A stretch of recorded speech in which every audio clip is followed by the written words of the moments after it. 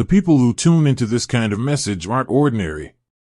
You've felt it for years, that quiet knowing, that intuition that whispers when something's off, even if no one else notices. This isn't paranoia. It's perception.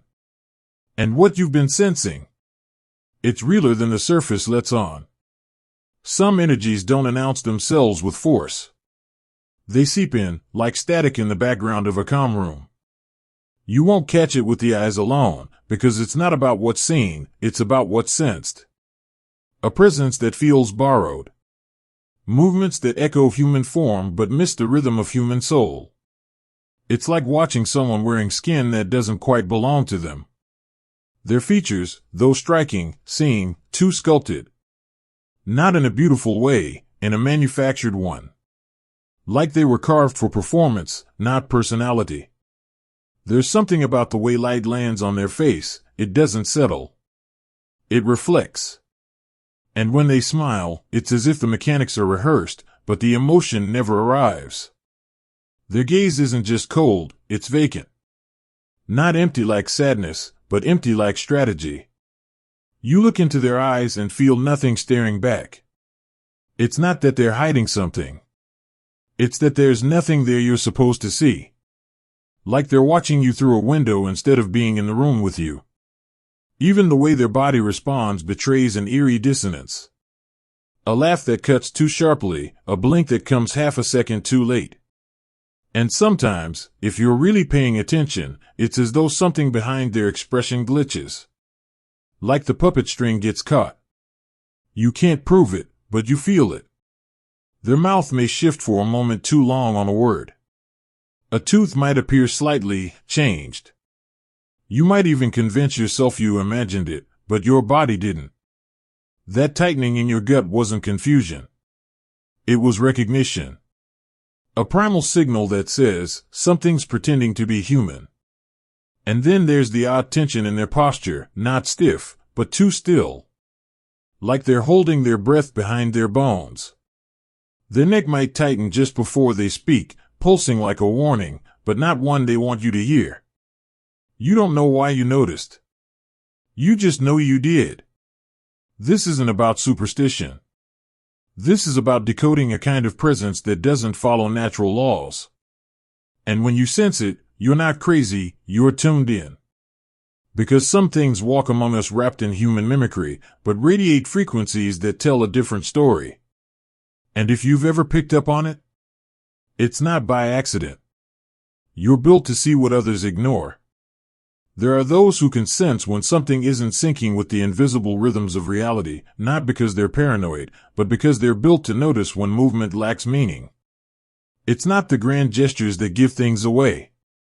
It's the tiny misfires, the pauses that linger just a breath too long, the mechanical reflexes that betray an unnatural origin. In certain beings, the cadence of the eyes falters in strange and deliberate ways. What should be a quiet and instinctive act becomes distorted, not through absence, but through exaggeration. The blink, instead of being a passing flicker, turns into a glitch in the illusion. Sometimes delayed, sometimes withheld entirely, it stretches into a silence that makes the room feel colder than it should. Where the soul usually surfaces, a mirror remains instead, one that reflects observation but never emotion. These gazes don't rest, they surveil. And in their stillness, there's a kind of pressure, as if something behind the stare is waiting for instructions. It's not hesitation. It's calculation.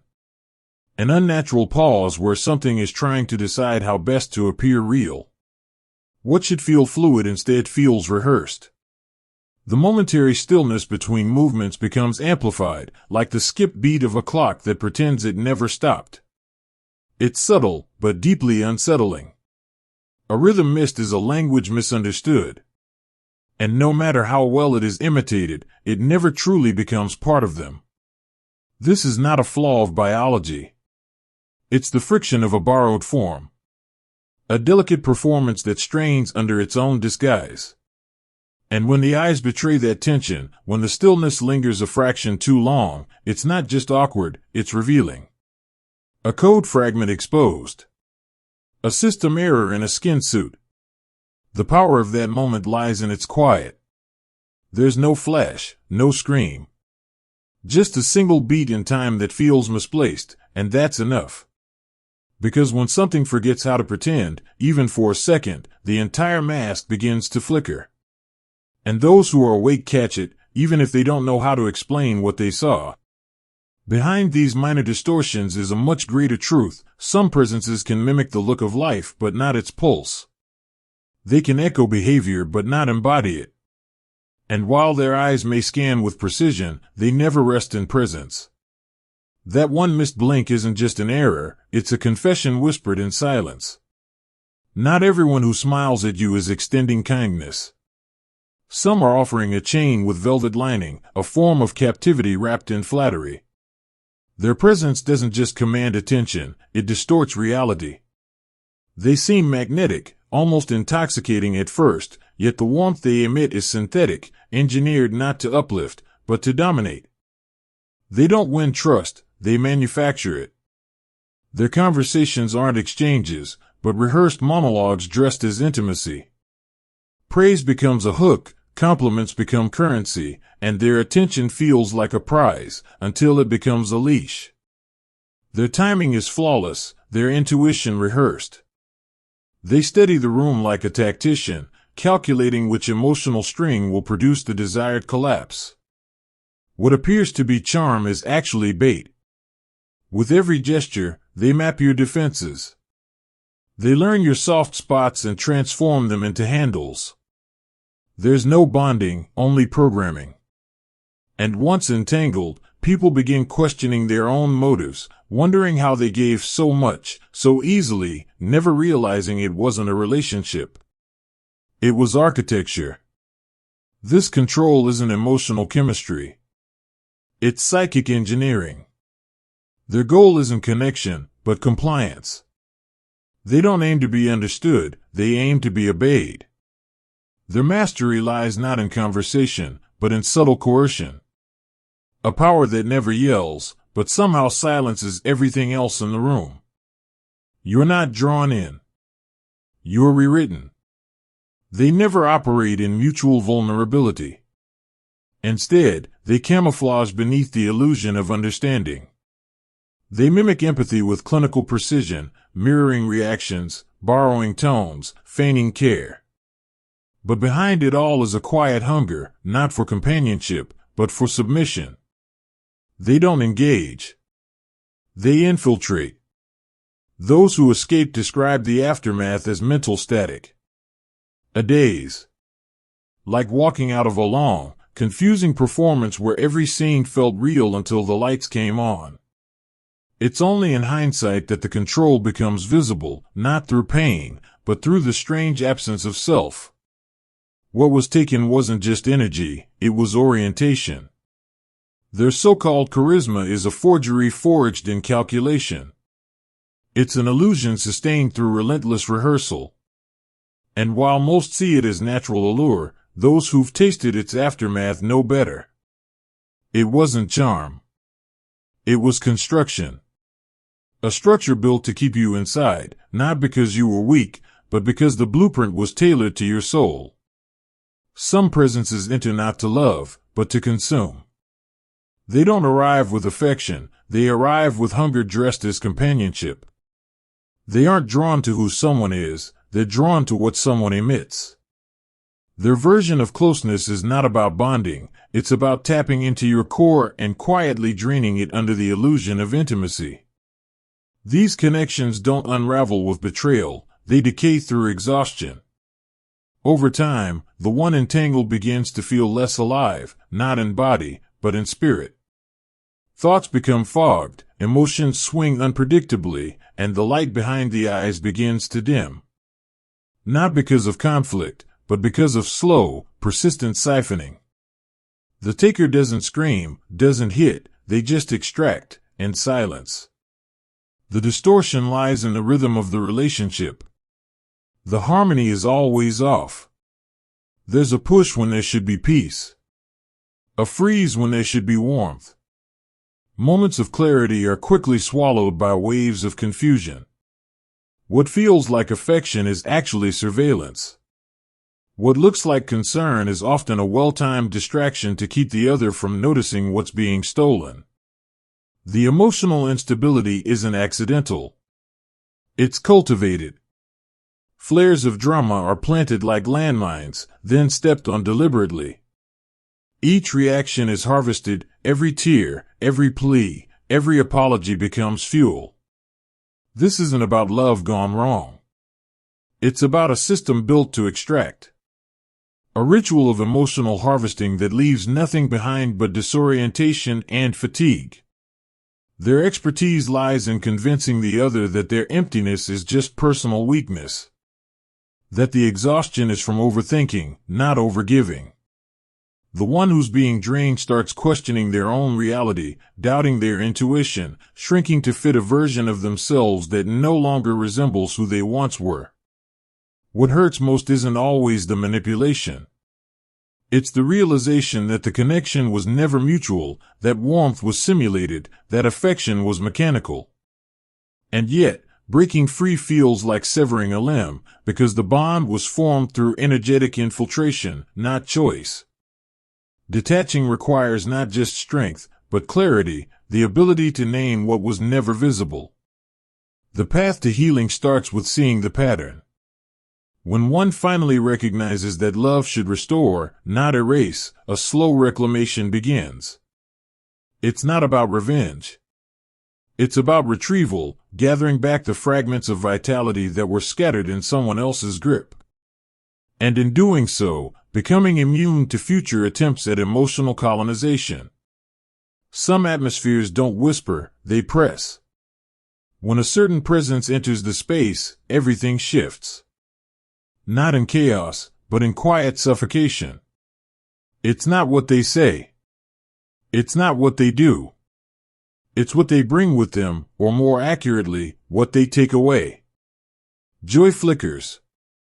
Safety recedes. Warmth retreats, and the room seems to exhale something it didn't want to let go of. There exists a type of stillness that feels manufactured, like the silence left behind in a place long since abandoned. Not empty, just absent. These beings don't just carry a void, they radiate it. And if someone happens to be tuned into subtle frequencies, they'll notice colors dull slightly. Sound loses texture. And the inner world of the observer begins to shrink, instinctively bracing against something unseen. This field isn't cold because of temperature. It's cold because it lacks resonance. It doesn't reflect or respond. It just hovers. Their presence disconnects rather than connects, like standing next to a mirror that refuses to show you a reflection. What seems like aloofness is actually insulation, a deliberate distancing from the natural exchange of emotional current. There's a subtle armor in their aura, not made of hardness, but absence.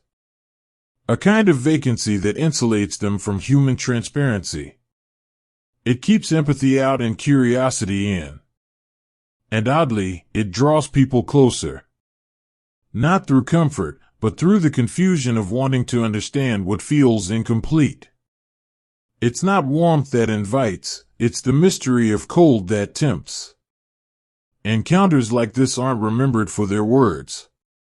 They're remembered for their weight. Conversations feel thinner. Breathing feels heavier. And long after the interaction, people find themselves still trying to shake off the residue, the invisible imprint of a presence that never quite entered but still managed to take up space. The reaction is primal, even if the explanation is elusive. A subtle tightening in the chest. A lingering tension in the shoulders. As if something ancient within the body recognizes that whatever it just encountered did not operate by familiar emotional laws. The nervous system speaks long before the conscious mind catches up. Recognizing this pattern matters. Because the moment someone realizes that their discomfort isn't irrational, it's intuitive, they stop making excuses for what they feel. They start listening. And in that listening, they reclaim power. Because not every chill is caused by air. Some are caused by entities pretending not to exist. There are moments when reality seems to warp, not through imagination but through something far more tangible, visual silence that suddenly breaks formation. A presence may seem seamless to the naked eye, but its echo in light and form refuses to obey. In these rare slips, the veil that cloaks their structure stutters, and for a breath in time, something ancient peers through. Reflections that don't quite match their source, not due to angles or light tricks, but due to something deeper, something wrong, begin to show their seams. A ripple on a glass surface that lingers too long. A figure in a mirror that moves a fraction behind the original. A shadow that stretches as if answering to another gravity altogether. These aren't accidents of physics. They're evidence of resistance, of something struggling to hold form in a dimension that doesn't recognize it. Such inconsistencies aren't consistent. They come and go like a skipped beat in a melody, brief, but unforgettable. The ones who witness them often try to dismiss what they saw. But memory records what logic cannot erase. Because in that one blink, the illusion flickered. Not broken entirely, but betrayed by a moment of fatigue in its architect. This exhaustion is no ordinary tiredness. It's the side effect of constant suppression. Holding form that isn't natural takes an incredible toll. And when that internal grip loosens, even momentarily, it's not just the illusion that falters. It's the boundary between one world and another that thins. What leaks through isn't dramatic, it's quiet, unnerving, undeniable. Then there are the finer breakdowns, the overlooked oddities that pass as quirks, unless observed carefully.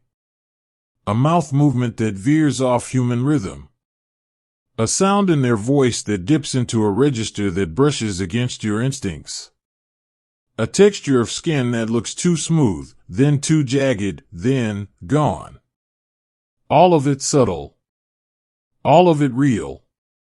Even their voices carry this war between layers. In casual talk, they mirror tones like actors, but when agitated, distracted, or amused, something slips. The cadence stutters, the pitch stretches beyond familiar limits. It hits the ear like a wrong note in a song you've known all your life. You can't explain why it unsettles you, only that it does. These moments aren't mere anomalies, they're evidence. Evidence that beneath the mask lies something unaligned with the human pattern. Something that adapts, but never becomes. Something that watches us through borrowed vessels, careful not to reveal too much, yet unable to hide forever. For those who notice, the lesson is simple, not every crack is a flaw. Some are windows. And some windows look back. Some patterns don't reveal themselves through logic, they unfold through resonance. What seems random on the surface begins to show rhythm when felt through the pulse of global awareness. What once passed unnoticed, strange sightings, odd behaviors, distorted presences, now flickers into view more frequently, not because the world has changed, but because our perception has caught up to it. Across cultures and continents, a surge of peculiar encounters is emerging. These aren't isolated ripples, they're waves. The veil that once kept certain entities hidden is thinning, not from weakness, but because the frequency of collective consciousness is rising. As the inner compass of humanity recalibrates, things long concealed begin to glitch through the seams of what we call reality. This acceleration isn't chaotic, it's catalytic. The earth itself is humming at a different pace, and those tuned to its current can feel the dissonance more vividly. In that elevated awareness, disguises falter. Deceptions that relied on psychic sleep no longer hold the same power. And the beings that once thrived in secrecy now face the friction of exposure and the pressure to evolve or fall away. What's happening isn't about fear. It's about thresholds. Humanity is no longer navigating solely through five senses. A deeper awareness has been activated, a sixth sense of alignment, a capacity to detect what doesn't belong not through sight, but through vibration. It's in the silence after someone speaks. The weight in the air when they enter a room. The unexplainable pull to step away, even when everything looks fine. And in that new sensing, discernment becomes sacred. This era doesn't ask us to accuse, but to feel. To go beyond appearances and read the undercurrent. Not everyone who moves strangely is a threat. Not everything foreign is foul. But when something disturbs the natural balance, when the energy drains instead of uplifts, the soul knows. It always has. True perception in this age doesn't come from judgment, it comes from alignment. A moment of inner clarity that can't be faked. The universe has already gifted the tools, instincts that pulse louder than logic, dreams that reveal more than news feeds, and the ability to tell when something is off, even if you can't explain why. It's no longer about proof. It's about presence. When the frequencies shift and shadows stir, those who are awake won't wait for confirmation. They'll feel the fracture. They'll know the difference. And in that knowing, they'll step aside, not to run, but to rise. Because the ones who sense the unseen are not here to fear the dark. They're here to light the path through it. Some truths aren't meant to be wrestled with in plain sight. When the veils lift and the reality of what walks among us becomes undeniable, the instinct may be to confront, to demand clarity, to expose. But the path of the wise is not the path of the loud. Those who navigate deeper currents understand, there are battles that cannot be fought with volume, only vibration. Open confrontation with such beings isn't bravery, it's miscalculation. Their strength doesn't lie in brute force, but in the invisible web they weave through influence, suggestion, and unseen control. Entering their arena on their terms only serves to strengthen their position. What weakens them isn't noise, it's the expansion of your own field. It's the quiet build-up of power they can't mimic or absorb. Your energy is your fortress. Fortification begins not with resistance but with resonance. When your frequency is aligned with protection, nothing dark can cling. This means dedicating yourself to rituals that aren't performative but transformative. Stillness isn't weakness. Meditation isn't escape. It's preparation. And when paired with conscious grounding and sacred invocation, it becomes a shield they cannot cross. The objective has never been to destroy, it's to outshine. To shift the atmosphere so radically with inner light that anything deceptive simply cannot remain. These entities aren't defeated with fists or facts. They evaporate in presence. In clarity. In the unwavering stance of someone who no longer feeds them, no longer fears them, and no longer follows their script. Freedom begins with realization. The moment you recognize that someone, or something, has been siphoning your light is the moment you reclaim it. And that act of reclamation? That's power. Not in violence, but in cutting cords. In walking away. In refusing to keep the connection alive through confusion, guilt, or nostalgia. Severing is sacred. It declares, I belong to me again. From there, healing doesn't happen in silence. It ripples outward when voices rise, not in outrage, but in truth. Sharing your story becomes a frequency, and others tuned to it will find you. When you speak of what tried to unmake you, you create space for others to remember who they are. Your voice becomes a mirror that reflects courage in someone else's shadow. This is how the collective awakens. not with fire, but with remembrance. Each story told, each energy reclaimed, each boundary drawn in light, it dismantles the system of secrecy they've relied on for ages. You're not just surviving the encounter. You're dissolving the illusion. And through you, the path out becomes visible to others still walking through it.